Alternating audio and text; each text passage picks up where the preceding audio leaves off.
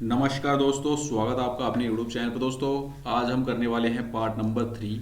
और आप सभी को पता है हमारी टीसीएस की प्रीवियस ईयर क्वेश्चंस की सीरीज चली हुई है, जिसके 2 पार्ट्स हमने डिस्कस कर लिए हैं। अगर आपने पहले वाले 2 पार्ट्स नहीं किए हैं तो आपको प्लेलिस्ट के अंदर विजिट कर लेना है और इस प्लेलिस्ट को आपको सेव कर लेना है। जो भी वीडियोस अब आपके कंप्यूटर के आएंगे वो इसी प्लेलिस्ट के अंदर देखने को मिलेंगे। एसएससी सीजीएल सीएचएसएल 2023 कंप्यूटर के नाम से हमने आपके लिए क्रिएट कर दी है। और इस कंटेंट के टक्कर में आपको पूरे यूट्यूब पर कहीं भी कंटेंट देखने को नहीं मिलेगा।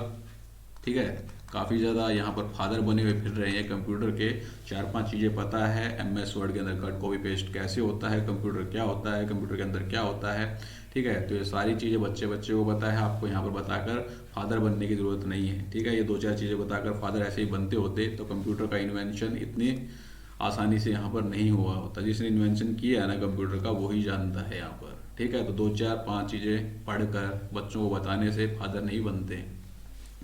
और आप दोस्तों ऐसे जो भी यूट्यूबर्स हैं कंटेंट डाल रहे हैं फादर टाइप के, इनसे दूर रहिए। कुछ आना जाना नहीं है, अपना टाइम वेस्ट करोगे। कंटेंट वही यहाँ पर फोकस करिए जो एग्जाम ओरिएंटेड है, जहाँ से एग्जाम में क्वेश्चन आने के चांसेस आपके बनते हैं। एसएससी सीजीएल सीएचएसएल के अंदर और भी सब्जेक्ट हैं, तो ऐसे वीडियोस पर आप अपना टाइम वेस्ट न करो। कंटेंट वही पढ़ो जो इम्पोर्टेंट आपके लिए बनता है कम समय के अंदर। ठीक है, फालतू आपको टाइम यहाँ पर वेस्ट नहीं करना किसी फादर वादर के चक्कर में। चलिए स्टार्ट करते हैं। दोस्तों, यहाँ पर 1 तारीख से हमारा कंप्यूटर का बैच यहाँ पर लॉन्च हो रहा है, जिसके अंदर आपको थ्योरी क्लासेस मिलेंगी, pure NCERT based MCQs videos मिलेंगे, जहाँ पर मैं आपको प्रैक्टिस करवाऊंगा विद डिटेल एक्सप्लेनेशन के साथ। टीसीएस के previous year question MCQ type practice के लिए 2000 प्लस एप्लीकेशन पर आपको देखने को मिलेंगी। ठीक है, तो अगर आप इंटरेस्टेड हैं तो बैच को ज्वाइन कर सकते हैं। सीजीएल सीएचएसएल दिल्ली पुलिस 2023 के लिए वेरी वेरी इंपॉर्टेंट बैच रहेगा। 1 तारीख से स्टार्ट हो रहा है। चलिए भाई स्टार्ट करते हैं आज के हमारी पार्ट नंबर 3 को। पार्ट नंबर 3 यहाँ पर first question. In MS Excel 2016 sheet the cell A6 and B6 contain my and life. A6 cell के अंदर टेक्स्ट है आपका माई, B6 सेल के अंदर है लाइफ। अब बोल रहा है the cell C6 contains the formula concatenate A6 और B6, what is the output. यहाँ पर कॉनकैटिनेट का यूज कर रखा है और बोल रखा है कि आउटपुट यहाँ पर क्या होगा। तो कॉनकैटिनेट एक प्रकार का आपका टेक्स्ट फंक्शन रहेगा जो क्या करता है, ज्वाइन करता है टेक्स्ट को।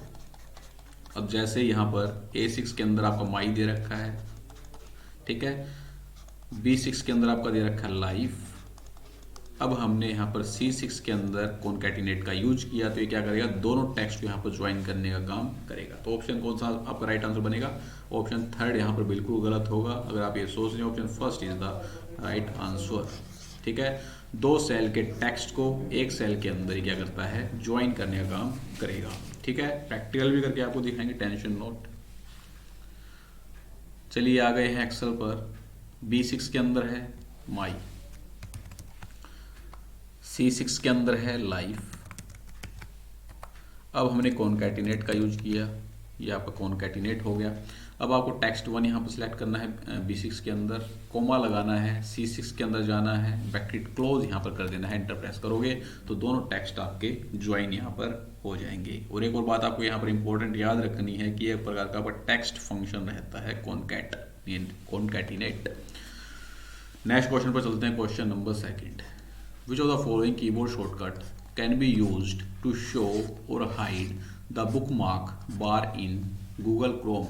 Google Chrome के अंदर ऊपर जो आपको बुकमार्क बार देखने को मिलता है, उसको शो और हाइड करने की शॉर्टकट की क्या है, यहाँ पर क्या रहेगी वो आपको बतानी है। तो इसकी जो शॉर्टकट की आपकी रहती है वो रहेगी कंट्रोल के साथ Shift+B। Option A is the right answer. और एक और आपको याद रखना है, open the bookmark manager.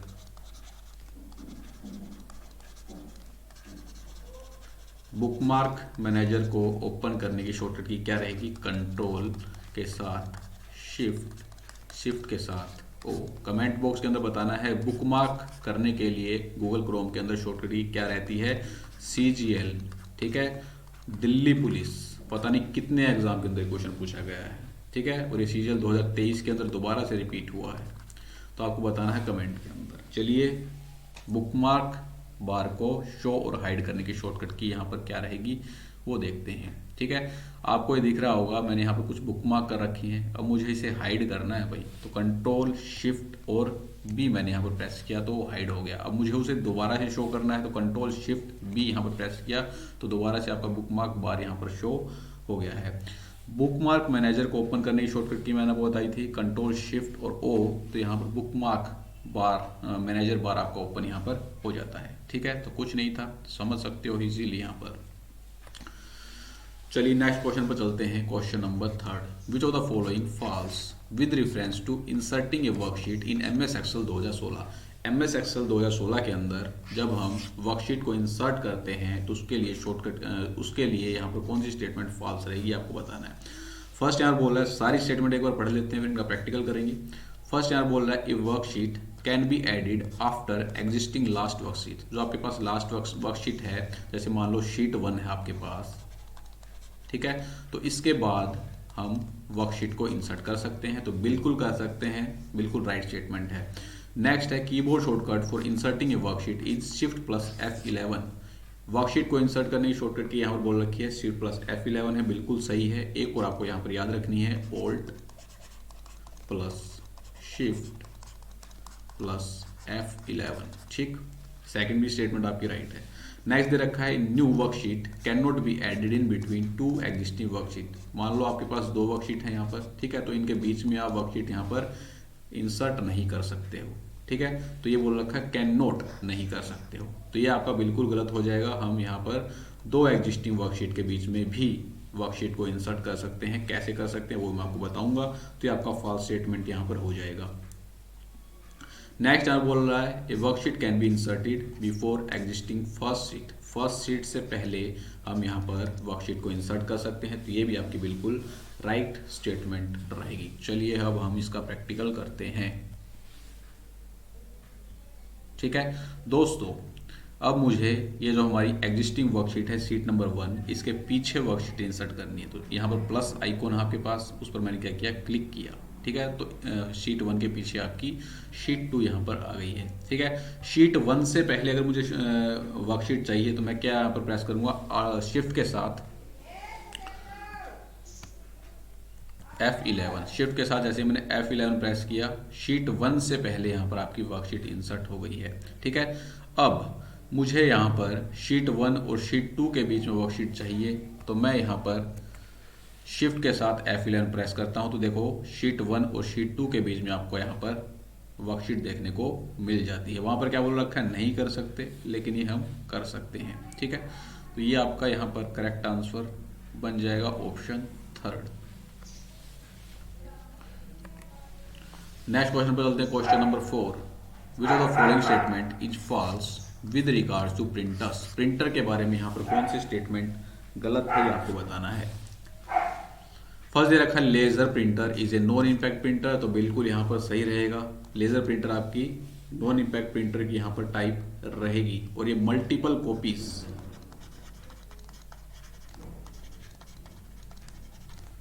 Eight a time print नहीं करता है। ठीक है, ये जो खूबी होती है वो इम्पैक्ट प्रिंटर के अंदर होती है, नॉन इम्पैक्ट प्रिंटर के अंदर नहीं होती है। सेकंड दे रखा है, LED printer are non impact printer, तो ये भी बिल्कुल आपका राइट हो जाएगा। LED full form light emitting diode, इनके अंदर क्या करते हैं, लाइट एमिटिंग डायोड का यूज किया जाता है इस प्रकार के प्रिंटर्स के अंदर। किस प्रकार के रहते हैं, ये आपका लेजर प्रिंटर होता है, आधों को तो यही नहीं पता होगा। ये आपका लेजर प्रिंटर रहेगा, और ये आपका एलईडी प्रिंटर रहेगा, जिसके अंदर लाइट एमिटिंग डायोड्स का यूज किया जाता है, जो कि एक प्रकार के आपके नॉन इम्पैक्ट प्रिंटर रहेंगे। नेक्स्ट यहां पर दे रखा है, inkjet printer uses laser technology to print images on paper. Inkjet printer जो आपकी एक प्रकार की नॉन इम्पैक्ट प्रिंटर की ही टाइप है, वो लेजर टेक्नोलॉजी का यूज करता है, ये यहाँ पर आपका बता रखा है। तो बिल्कुल गलत आपका हो जाएगा यहाँ पर। इंकजेट प्रिंटर यहाँ पर लिक्विड, नाम से स्पष्ट है, इंक टेक्नोलॉजी का यूज करता है।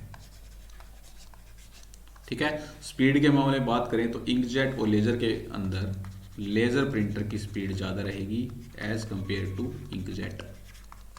ठीक है, तो ऑप्शन थर्ड यहाँ पर बिल्कुल पूरी तरह से गलत हो जाएगा। फोर्थ दे रखा है dot matrix printer the image quality is determined by dot पर इंच। डॉट मैट्रिक्स प्रिंटर के अंदर जनरली प्रिंटर्स के अंदर इमेज क्वालिटी को यहाँ पर मेजर किया जाता है डीपीआई के अंदर, और डीपीआई फुल फॉर्म होती है यहाँ पर डॉट पर इंच।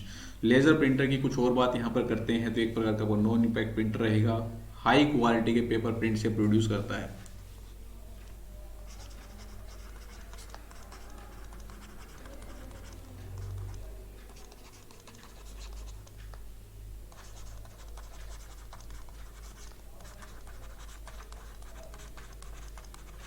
और इसकी जो एवरेज स्पीड होती है वो 6 to 12 एवरेज स्पीड पूछी जा सकती है आपसे, 6 से 12 पीपीएम। पीपीएम का फुल फॉर्म क्या है? पेजेस पर मिनट। और लेजर प्रिंटर आपके नॉइजलेस होते हैं और ड्राई मैग्नेटिक इंक टेक्नोलॉजी का क्या करते हैं, यूज करने का कार्य करते हैं। एलईडी प्रिंटर आपके सिमिलर होते हैं जैसे आपके लेजर प्रिंटर रहते हैं, लेकिन एलईडी प्रिंटर आपके इतने पॉपुलर नहीं है। एग्जामिनर पूछ सकता है फर्स्ट एलईडी प्रिंटर आपका कब आया था?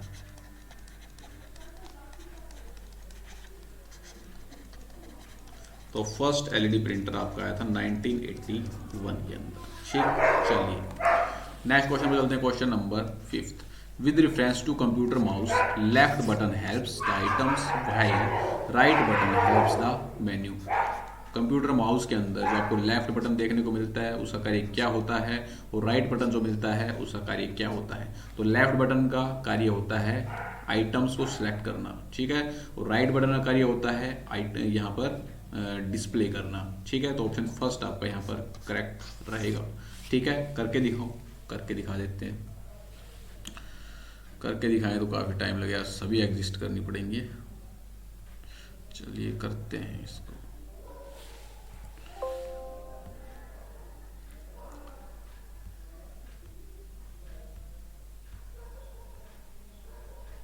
ठीक है, तो अब मैं यहाँ पर देख पा रहा हूँ मुझे एक आइटम को सिलेक्ट करना है। ठीक है, कर्सर मैं इसके ऊपर लेकर गया, माउस को मैंने राइट क्लिक किया तो ये आइटम आपका सिलेक्ट यहाँ पर हो गया है।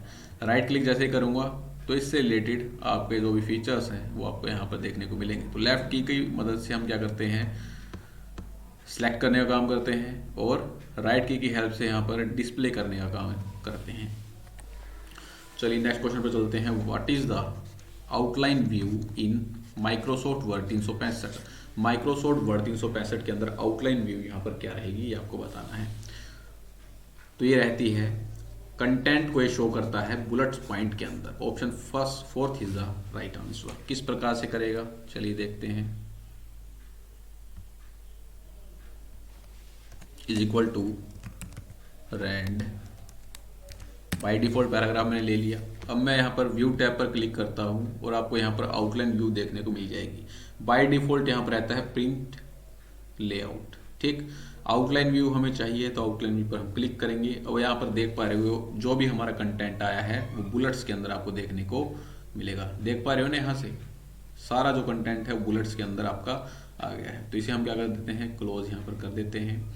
व्यू टैब के अंदर कई बार बच्चों का जो है MS वर्ड रूलर शो नहीं करता है, तो हमें क्या करना रहता है, व्यू टैब के अंदर रूलर पर यहाँ पर टिक करोगे, अनटिक करोगे तो रूलर मान लो अब आपका शो नहीं कर रहा है। ठीक है, तो आपको क्या करना है, व्यू टैब के अंदर जाना है, रूलर पर क्लिक करना है, तो आपका यहाँ पर रूलर टैब शो कर जाएगा। ठीक है, ये क्या है हमारा रीड मोड। तो इस पर जब हम क्लिक करते हैं तो आपका रीड मोड आ जाता है। ठीक है, नीचे भी आपको देखने को मिलता है, ये हमारा प्रिंट लेआउट मोड रहेगा। ठीक, चलिए क्या रहेगा फिर आउटलाइन व्यू आपका कंटेंट को शो करेगा बुलेट पॉइंट्स के अंदर। Next question, question number 7, in Microsoft word 2019 border in A table can be modified from which menu? Microsoft word 2019 के अंदर जो हम टेबल के अंदर बॉर्डर लगाते हैं उनको मॉडिफाई किस मेन्यू से किया जा सकता है? चलिए देखते हैं। अब मुझे इसे हटाते हैं। सबसे पहले मैं एक टेबल यहाँ पर इंसर्ट कर लेता हूँ। ठीक है, तो मैंने यहाँ पर टेबल इंसर्ट कर लिया, सिलेक्ट करूँगा। अब यहाँ से आपको देख पा रहे हो टेबल डिज़ाइन आपका एक्टिव हो गया है। ठीक है, अब आप यहाँ से डिफरेंट प्रकार के यहाँ से जो बॉर्डर है वो अप्लाई कर सकते हो। डिफरेंट टाइप के यहाँ से बॉर्डर की जो स्टाइल है वो ले सकते हो, टेबल की स्टाइल जो होती है आपकी। ठीक है, तो ये आपकी टेबल की स्टाइल हो गई। बॉर्डर अगर आप यहाँ से चेंज करना चाहो तो यहाँ से बॉर्डर आप चेंज कर सकते हो, जिस प्रकार के आप लगाना चाहो उस प्रकार के आप ले सकते हो। नो बॉर्डर पर क्लिक करोगे तो कोई बॉर्डर आपको यहाँ पर देखने को नहीं मिलेगा। ठीक है, ये आपका शेडिंग का है, तो यहाँ से आप क्या कर सकते हो, शेडिंग कर सकते हो हमारी टेबल के अंदर। ठीक है, तो कहाँ से ये होगा आपका, डिज़ाइन के अंदर जाएंगे और टेबल टूल्स पर हम क्लिक करेंगे तो आपका ये जो टेबल है, टेबल के जो बॉर्डर हैं वो मॉडिफाई हो जाएंगे। चलिए नेक्स्ट क्वेश्चन में चलते हैं, क्वेश्चन नंबर 8 पर। क्वेश्चन नंबर 8 यहाँ पर क्या बोल रहा है, in which year was first smartphone IBM Simon released. पहला स्मार्टफोन IBM सीमोन कब आपका रिलीज हुआ था, ये पूछा गया है TCS के द्वारा। तो ये आपका क्रिएट किया गया था 1992 के अंदर, लेकिन इसे रिलीज किया गया था 1994 के अंदर, 1994 के अंदर इसे रिलीज किया गया था। Option 4 is the right answer. Next question पर चलते हैं, question number 9, digital signature are based on which of the following cryptography. Digital signature जो आपके रहते हैं ये कौन सी क्रिप्टोग्राफी पर बेस्ड हैं। सबसे पहले तो आपको डिजिटल सिग्नेचर ही पता होना चाहिए। जैसे हमारे SSC के जब नोटिफिकेशन आते हैं तब उनके नीचे आपको सिग्नेचर देखने को मिलता होगा, चेयरमैन वगैरह का किसका मिलता है मुझे पता नहीं है। ठीक है, तो वो आपका क्या यहाँ पर बताता है कि ये जो हमारे पास डॉक्यूमेंट आया है, जो नोटिस SSC के द्वारा जारी किया गया है, ये बिल्कुल ऑथेंटिक रहेगा। बाकी आजकल तो जाली भी बना देते हैं। ठीक, तो डिजिटल सिग्नेचर आपको एक डिजिटली वर्क करने का कार्य करता है और यह ये बताता है कि जो मैसेज या डॉक्यूमेंट हमने सेंड किया है रिसीवर के पास वो असली है या नकली है, बीच में कोई टेम्परिंग यानी कि छेड़छाड़ तो नहीं की गई है। ठीक है, तो यही वर्क रहेगा जो कि आपका डिजिटली वर्क करता है। अब आता है यहाँ पर बात क्रिप्टोग्राफी। तो डिजिटल सिग्नेचर यहाँ पर पब्लिक की क्रिप्टोग्राफी पर बेस्ड रहते हैं। Option 3 is the correct answer. ठीक है, डिजिटल सिग्नेचर के अंदर आपको 2 प्रकार की देखने को मिलती हैं। एक होती है आपकी पब्लिक की और एक होती है आपकी प्राइवेट की। ठीक है, पब्लिक की का काम यहां पर क्या रहेगा, ये आपकी पब्लिकली अवेलेबल होती है पहली बात तो।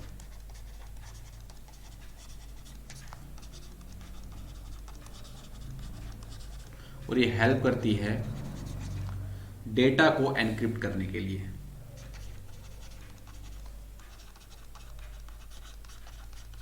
एनक्रिप्शन और डिक्रिप्शन, यहां पर 2 टर्म आपकी आएंगी, एनक्रिप्शन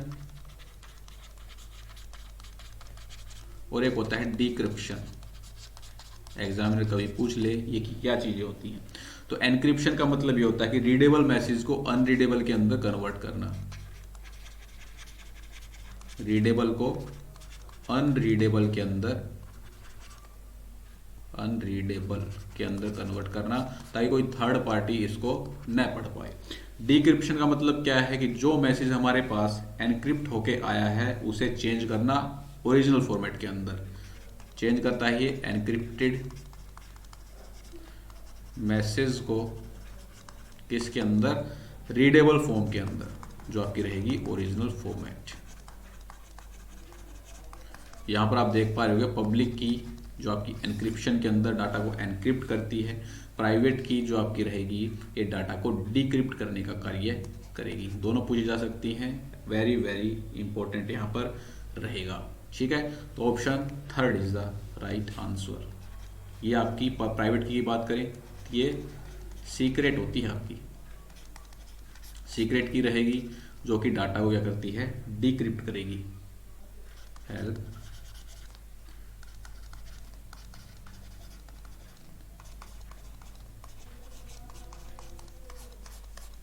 ठीक है, तो is the very very important. हाँ, एक और क्वेश्चन पूछा जाता है किन के द्वारा ये जो डिजिटल सिग्नेचर है वो किसके द्वारा जारी किया जाता है, तो CA के द्वारा जारी किए जाते हैं, सर्टिफिकेट अथॉरिटी के द्वारा। ये क्वेश्चन भी TCS पूछ चुका है, सर्टिफिकेट अथॉरिटी के द्वारा ये क्या किए जाते हैं, जारी किए जाते हैं।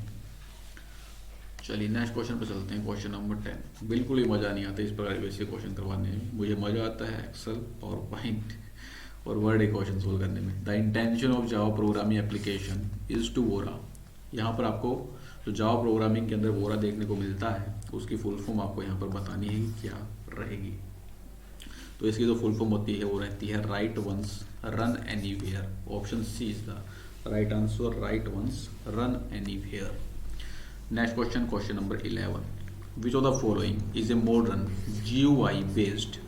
GUI की full form graphical user interface operating system for desktop environment. Desktop के लिए यहाँ पर modern GUI based operating system कौन सा रहेगा? तो इससे हल वो क्वेश्चन नहीं हो सकता है। Microsoft Windows, option second is the right answer.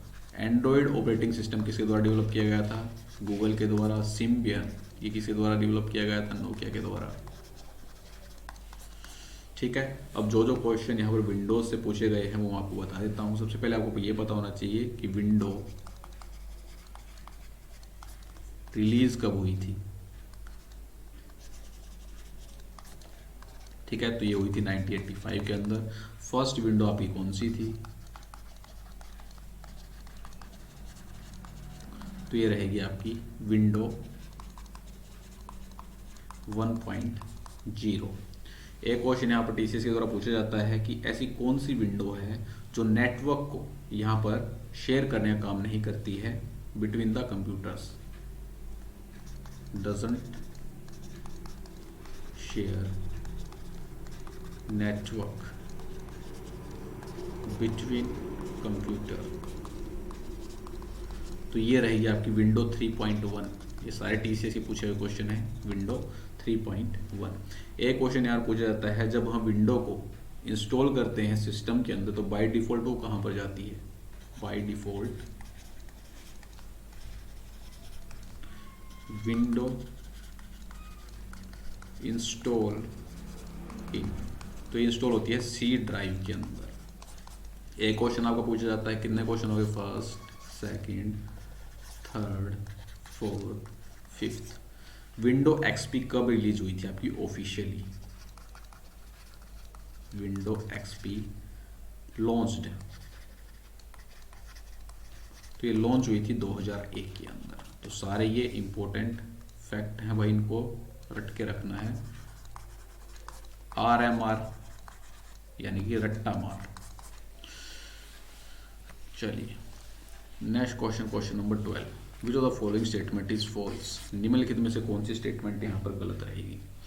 आसान क्वेश्चन है। तो CPU is an example of hardware device. CPU आपका एग्जाम्पल रहेगा हार्डवेयर डिवाइस का। ठीक है, जो भी आपकी फिजिकल कंपोनेंट्स होते हैं जिनको हम छू सकते हैं वो सारे आपके हार्डवेयर के अंदर आते हैं। Next, hardware components are not affected by infected program. तो बिल्कुल सही है, CPU को यहाँ पर इन्फेक्टेड प्रोग्राम से कुछ भी इफेक्ट नहीं पड़ता है। जैसे हमारा मॉनिटर हो गया तो उसको क्या इन्फेक्टेड प्रोग्राम से कुछ फर्क पड़ेगा? कुछ भी फर्क यहाँ पर नहीं पड़ता है। ठीक है, तो ये भी आपकी स्टेटमेंट जो है राइट रहेगी। Memory devices are type of hardware devices. जो भी हम मेमोरी डिवाइसेस कनेक्ट करते हैं कंप्यूटर के अंदर, सिस्टम के अंदर, वो आपकी एक प्रकार की हार्डवेयर डिवाइस रहती है। बिल्कुल सही। नेक्स्ट है, hardware and software can operate independent of each other. तो ये आपकी बिल्कुल गलत स्टेटमेंट हो जाएगी। ठीक है, क्योंकि सॉफ्टवेयर के बिना हम हार्डवेयर को ऑपरेट नहीं कर सकते हैं। ठीक, तो ये आपके इंडिपेंडेंट वर्क नहीं कर सकते हैं। Option 4 is the correct answer.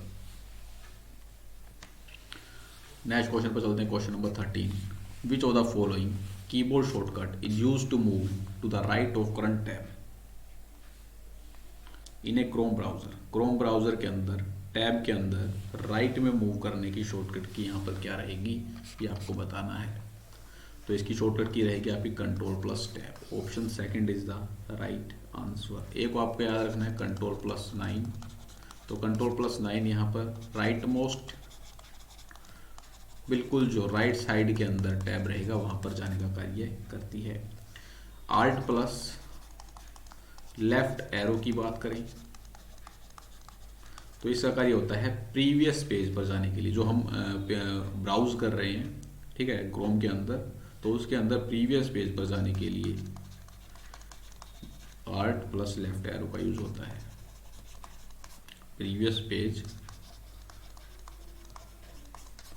ठीक, तो option second is the right answer. चलिए करके भी दिखा देता हूं आपको।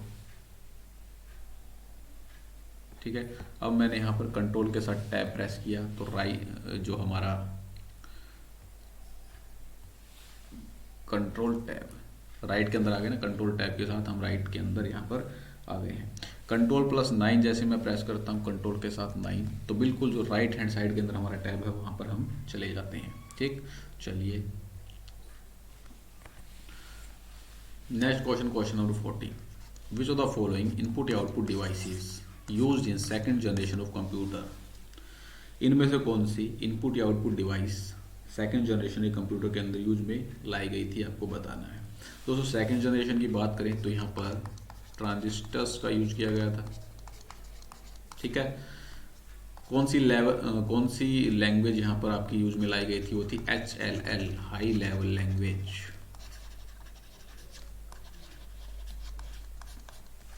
और किस प्रकार के कंप्यूटर थे, आपके एनालॉग कंप्यूटर थे। ठीक है, एग्जाम्पल भी TCS ने पूछा है, एक एग्जाम्पल पूछा गया TCS के बाद CDC 1646 कौन सी जनरेशन का कंप्यूटर है, तो ये सेकंड जनरेशन का कंप्यूटर है। CDC 3600 ये भी आपका सेकंड जनरेशन का कंप्यूटर है। IBM 1620 ये भी आपका सेकंड जनरेशन का कंप्यूटर रहेगा। आपको सेकंड जनरेशन के अंदर एज इनपुट और आउटपुट डिवाइसेस यूज में लाई गई थी punch card. Option 4 is the right answer. Next question पर चलते हैं, व्हाट इज राउटिंग, राउटिंग क्या है ये आपको बताना है। The process of saving to hard drive, बिल्कुल गलत। The process of cleaning RAM, बिल्कुल गलत। थर्ड दे रखा है the process of moving a packet of data from source to destination in networking. Networking के अंदर पैकेट ऑफ डाटा, जो डाटा होता है आपका, उसको सोर्स से डेस्टिनेशन में मूव करना हमारा क्या कहलाता है, राउटिंग कहलाता है। Option third is the right answer. Source से डेस्टिनेशन पर डाटा को यहाँ पर नेटवर्क पर मूव करना क्या कहलाता है, आपका राउटिंग। ऑप्शन थर्ड आपका यहाँ पर करेक्ट आंसर बनेगा। चलिए नेक्स्ट क्वेश्चन पर चलते हैं, विच of the following is A text function in MS Excel 365। MS Excel 365 के अंदर टेक्स्ट फंक्शन कौन सा रहेगा, तो कॉनकैटनेट हमने अभी यूज किया था, यही आपका टेक्स्ट फंक्शन रहेगा। Option first is the correct answer. चलिए देखते हैं, बेस नोट और एंड भी देखेंगे यहाँ पर साथ साथ। ठीक है, तो फॉर्मूला पर क्लिक करते हैं, टेक्स्ट पर क्लिक करते हैं, तो यहाँ पर आपको डिफरेंट टाइप के टेक्स्ट फंक्शन देखने को मिल जाएंगे। तो ये रहा आपका कॉनकैट। चलिए फाइनेंशियल की बात करें तो ये सारे आपके फाइनेंशियल रहते हैं। लॉजिकल की बात करें तो एंड, फॉल्स, इफ, एरर, ये नोट और ये सारे आपके लॉजिकल फंक्शन रहेंगे। ठीक है, चलिए नेक्स्ट क्वेश्चन पर चलते हैं। Next question number 17, in MS Excel the blank function is use to sum the values. अगर आपने जल्दबाजी के अंदर इतना ही पढ़ा और ऑप्शन पर आप चले गए सम पर, तो ये आपका बिल्कुल हो जाएगा गलत। आगे भी आपको पढ़ना है, in a range that meets criteria you specify. जब हमें क्राइटेरिया यहाँ पर दिया जाए तो उस वाले कंडीशन के अंदर हम वैल्यूज का सम करते हैं सम इफ की हेल्प से। Option 4 is the right answer. कैसे करेंगे वो भी हम देखते हैं यहाँ पर। ठीक है, तो मैंने यहाँ पर आपके लिए एक रफली डाटा ले रखा है। अब मुझे इस डाटा के अंदर ये बोल रखा है कि जो भी एम्प्लॉयज़ यहाँ पर नॉर्थ रीजन वाले हैं उनकी सैलरी का सम करना है। तो किस प्रकार से करेंगे, is equal to sum if का यहाँ पर मैंने यूज़ किया। अब यहाँ पर आ गई रेंज, कौन सी रेंज आपको सिलेक्ट करनी है, जिसके अंदर हमें दिया गया है कि हमें यहाँ पर नॉर्थ के अंदर जो भी एम्प्लॉयज़ हैं उनका सम करना है। नेक्स्ट कोमा लगाएंगे। अब आ गया आपका क्राइटेरिया, तो क्राइटेरिया हम लगाएंगे यहाँ पर डबल कोटेशन मार्क लगाएंगे। किसका चाहिए, हमें नॉर्थ का चाहिए, तो नॉर्थ यहाँ पर लेंगे, डबल कोटेशन यहाँ पर लगाएंगे, फिर कोमा लगाएंगे। अब रेंज, कौन सी रेंज के अंदर आपको जो क्राइटेरिया दिया गया है उसका सम करना है, तो उस रेंज को हम क्या करेंगे, सिलेक्ट करेंगे, ब्रैकेट क्लोज करेंगे, एंटर प्रेस कर देंगे। तो अब यहाँ पर आप देख पा रहे होंगे नॉर्थ के जो भी यहाँ पर एम्प्लॉयज़ हैं उनका यहाँ पर सम हो गया है 6 और 4 10, 6 और 3 9 और 1 10। ठीक है, तो बिल्कुल आपका राइट आंसर है। तो इस प्रकार से हम स्पेसिफिक क्राइटेरिया के अंदर सम करते हैं। नेक्स्ट क्वेश्चन पर चलते हैं, क्वेश्चन नंबर 18। क्वेश्चन नंबर 18 क्या है, which of the following statement is या are true with respect to MS word 2019। MS word 2019 के संबंध में कौन सी स्टेटमेंट यहाँ पर सत्य है। फर्स्ट दे रखा है, Shift+ F3 is use to switch the text between upper case, lower case और title case. Shift+ F3 shortcut की का यूज हम किसके लिए करते हैं, चेंज केसेस के अंदर करते हैं। अपर case, lower case, title case, इनके बीच में करता है वो स्विच करने का काम करता है। प्रैक्टिकल भी करेंगे। Ctrl+Shift+ right angle bracket is used to increase the font size. तो ये भी आपका बिल्कुल राइट यहाँ पर बन जाएगा। ठीक है, तो दोनों स्टेटमेंट यहाँ पर बिल्कुल आपका राइट रहेगी। ठीक, चलिए करके देखते हैं।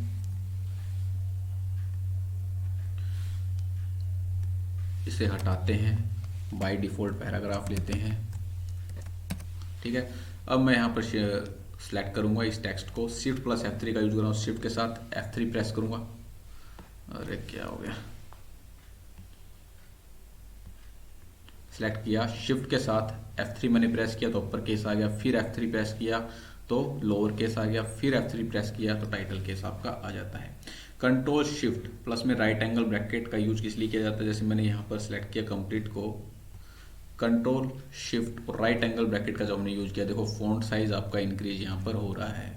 ठीक है, कंट्रोल शिफ्ट और लेफ्ट एंगल ब्रैकेट जो होती है ये फॉन्ट साइज को कम करने का काम करती है। ठीक, तो दोनों आपको पता होना चाहिए। राइट एंगल क्या करती है, आपकी फॉन्ट साइज को कम करती है, और लेफ्ट एंगल क्या करती है, फॉन्ट साइज को कम करती है, डिक्रीज करती है। नेक्स्ट क्वेश्चन पर चलते हैं, question number 19। Which of the following correct rendering engine for Mozilla Firefox web browser. Mozilla Firefox web browser के अंदर रेंडरिंग इंजन कौन सा रहेगा, ये आपको बताना है।